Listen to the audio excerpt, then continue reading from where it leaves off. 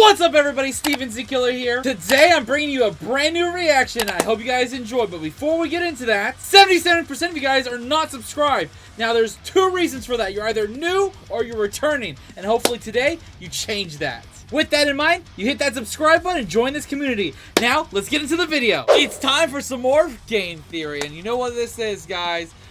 Once I saw it in my feed that this was dropped today, I had to check it out. It's more game theory with it when it comes to Five Nights at Freddy's.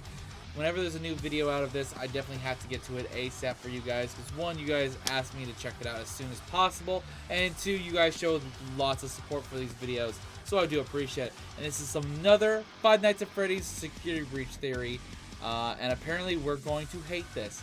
That's literally in the title. FNAF theory that you're going to hate. So let's get into this and enjoy it right now. Also, link in the description if you guys want to check this out on your own. Testing. Oh, God. Oh, boy, you're not going to like this one, but I think we're right. Hello, Internet. Welcome to Game Theory. Also, I don't know if you guys said anything in the last video. I don't think I saw any comments about it, but let me know if there's any news on the security breach DLC. Let me know about that. The show that started so many flame wars, you'd think we were a pizzaplex. So right now I'm in the middle of re-examining every piece of FNAF lore the series has ever produced in order to construct a definitive timeline for the series. Or, I suppose, as definitive as possible for the series. You know, it's FNAF. That means that me and Tom and head editor Dan are combing over every misleading teaser, every line of hidden website source code, every page of the novels and their accompanying graphic novels, and every questionable skin from FNAF AR from Big Chungus Springtrap to Statue of Liberty Chica. Because nothing says America quite like rebranding a national monument with a giant toga-wearing murder chicken chilling for pizza. What? I didn't even know that was a thing.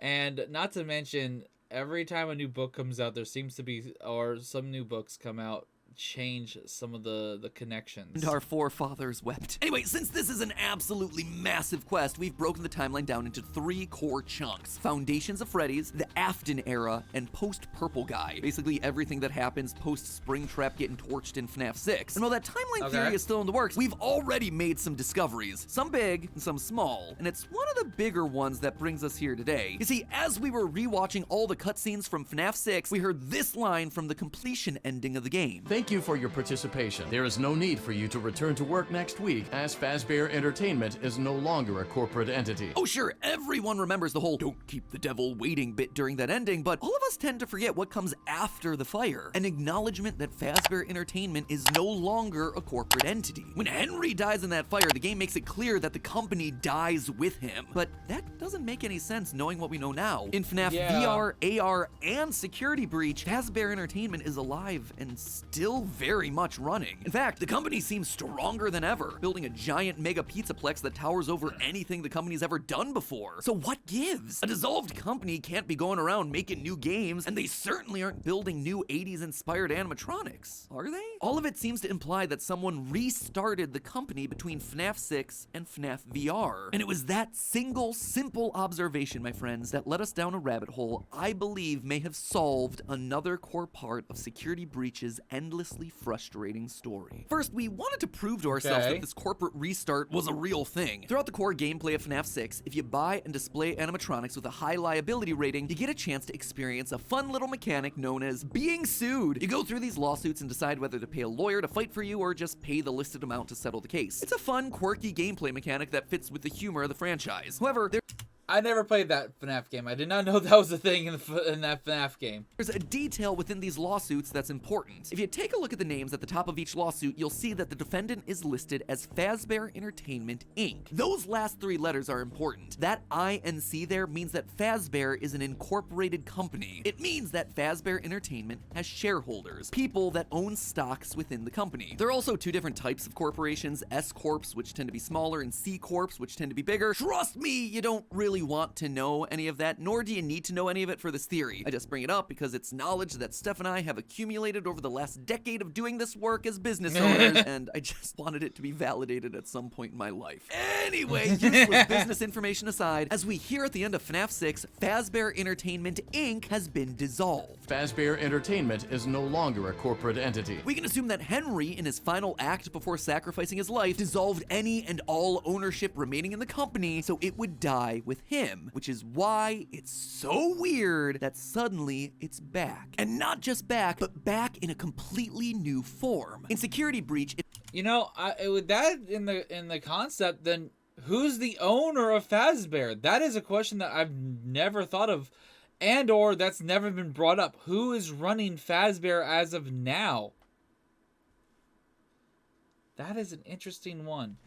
If you check out the Balloon Boy arcade cabinet above the daycare, on the title screen you'll find that the copyright is now owned by a brand new company, Fazbear Entertainment, LLC. Again, those last 3 letters there are important. Oh. They stand for Limited Liability Company. Basically, it means that the owners of the business aren't shareholders, but rather one or a small group of individuals that can't be held responsible for the debts of the business. For instance, if the Fazbear business took out a small loan of $1 million but couldn't pay it back, the banks couldn't then approach Henry or William's personal money demanding repayment. LLC members also aren't usually responsible for the co-owner's negligence or wrongdoing, which again, knowing the history of this company is probably gonna be a better business arrangement. Most importantly of all though, LLCs tend to be smaller, held by one or a few individuals rather than a collection of shareholders. And this actually explains a lot. If you go for the Afton ending of Security Breach, you go down the elevator only to discover the FNAF 6 pizzeria underneath the whole thing. Try explaining that decision to your shareholders. We're just gonna build our new mall on top of that old burnt down pizzeria. That'll rake in the big bucks. How about the fact that we get messages on the Faz Watch from building contractors concerned about building a giant mall over the equivalent of a sinkhole? Again, this doesn't feel like something you'd be able to do if the company had shareholders, but if the business is owned by a single individual, they could essentially do whatever they wanted. They don't have to answer to anyone. In short, there is strong evidence to suggest that someone has restarted the Fazbear brand under this new corporate entity. But who would do that? Why would they do that? Was I just chasing down a lead that didn't matter? No, because I wasn't the only one asking the question. In December of 2021, this book was released, the FNAF Ultimate Guide. Basically your one-stop shop for anything important to the franchise, written by the man himself, Scott Cawthon, and only Scott Cawthon. This thing is robust. It contains every scrap of dialogue, every game mechanic, a summary of every Fazbear fright, and a description for practically every one of the nearly 150 characters introduced into the franchise. If it ain't in here, it probably ain't worth your brain space. And if the book explicitly calls something out,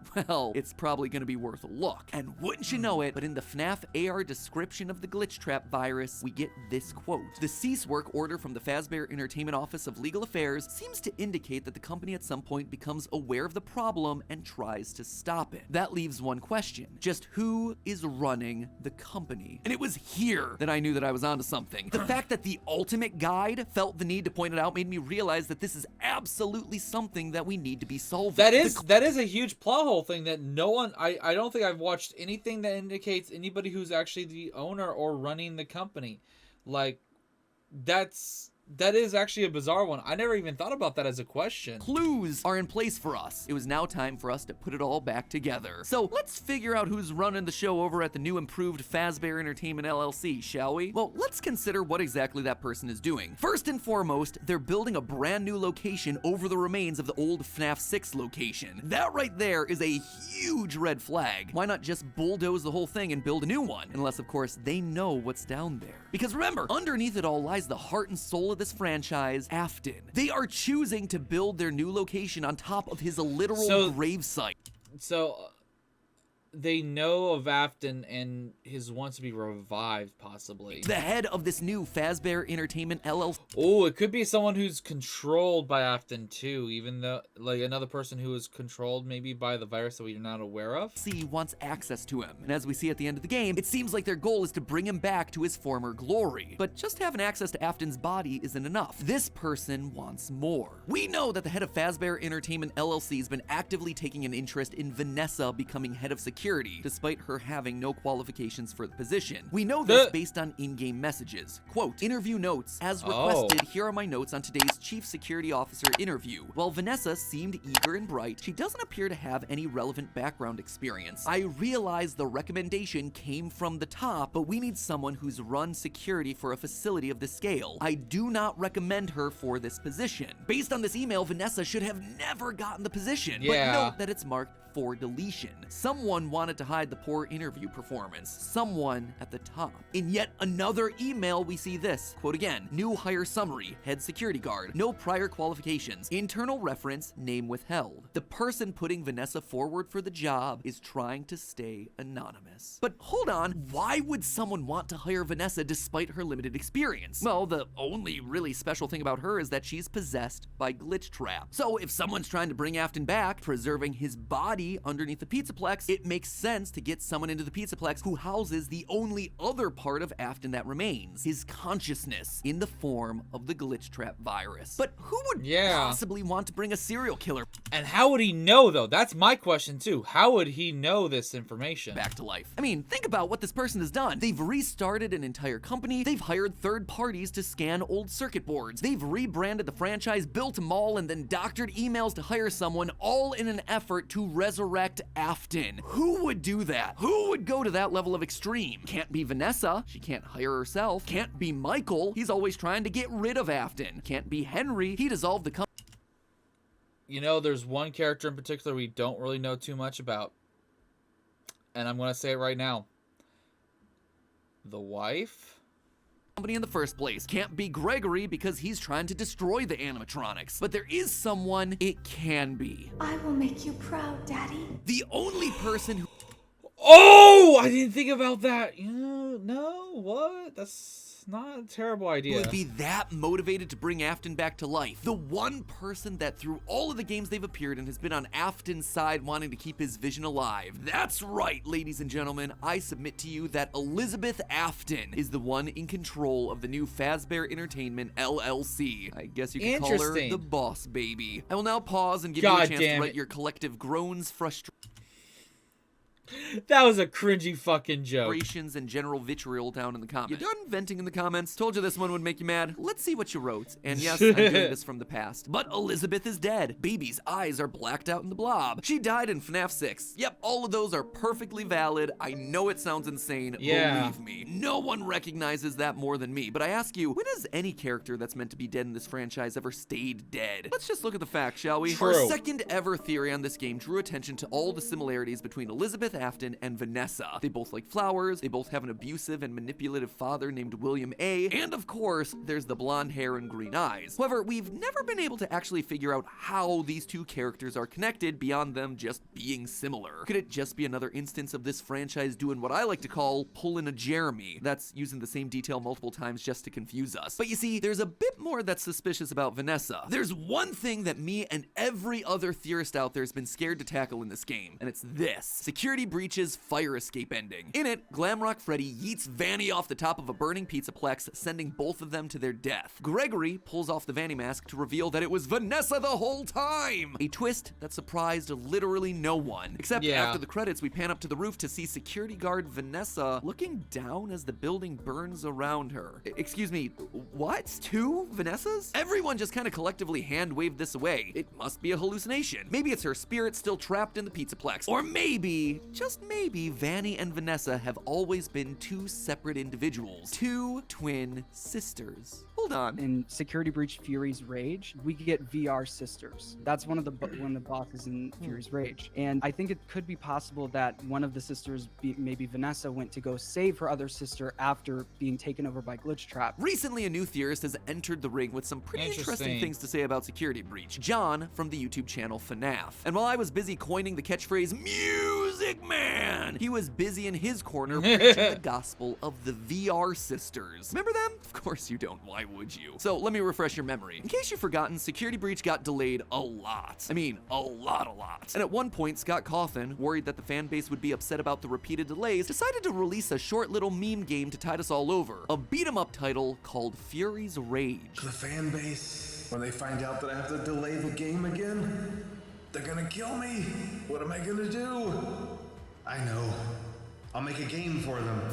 I didn't even know about this. What? 4 straightforward levels with a secret boss at the end, punching through waves of the franchise's most forgettable enemies. Freddy Frostbear, Clown, Springtrap, Radioactive Foxy, El-Chip. And the rest of the enemies are just variations of Chica, the Puppet, Mangle, Baby. As for the bosses, most of them are jokes. Sure, you've got Vanny, but there's also Mega Brow, which is just Brow Boy from FNAF World. There's Soul Brawler, which is a reference to one of Scott's earlier game characters, Soul Dozer. And the secret final boss of the game, Dreamgeist, basically a giant troll about fan theories. And yet, in this game full of memes and tongue-in-cheek references, there's one set of characters that don't quite fit. The first level's boss, the VR sisters. They're the only truly original characters for this game. Literally everyone else you can point to and understand what the reference is. Now that is weird. Why would Scott put the time and effort into designing them, coming up with a name, and purposely putting them in there for us to look at if they weren't important in some way? With Vanessa being taken over by the glitch trap virus in FNAF VR, makes sense for this to be in relation to her in some way. She's a VR sister. And then her having a twin sister would explain why there could be a second Vanessa at the top of a burning building during the ending. What is it that John's been saying lately in his theory vids? Need more proof? Yeah,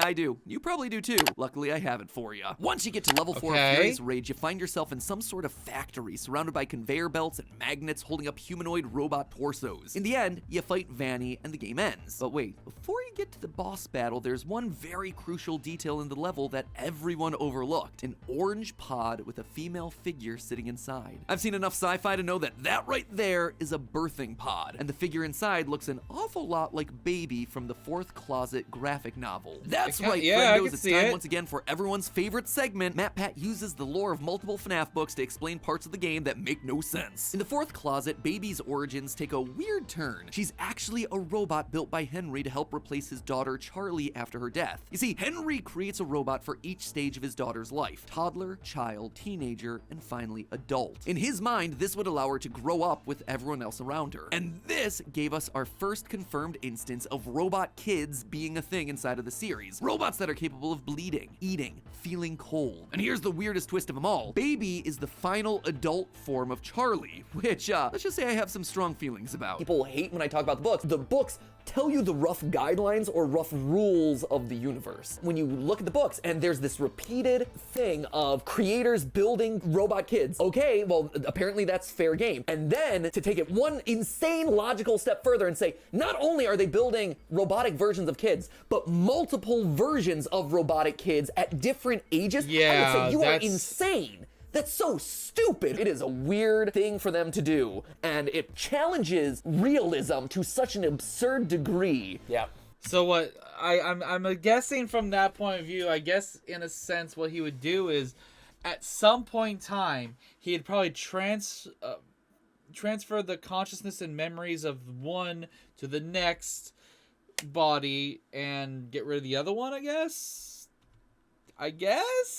That you're like, yeah, and no one's noticing that this person that they're interacting with and that bleeds, again, because they bleed in the books, that bleeds, no one is noticing that this person doesn't age, but is still also eating in order to survive, but is also like perfectly passable as a human in every other way, shape, and form. That's crazy. And then the books layer on, and it's also Baby, who is a robot clown. And you're like, that's so stupid. I feel like no wonder people think that the theories that we produce are insane, because it is. We're just telling you what the books say. Welcome to the books, I guess. What's also interesting is that in the books, it's clear that previous versions of the robot humans don't have to stop working or die in order for newer, more grown-up models to activate. Both teenage Charlie and adult Charlie, aka Baby, are walking around, totally sentient with their own goals and motivations. One wanting to live a normal life, completely unaware that she's a robot, and the other looking to kill children in service of William Afton, bitter because she's a robot. Sounds a lot like the relationship between a certain young security guard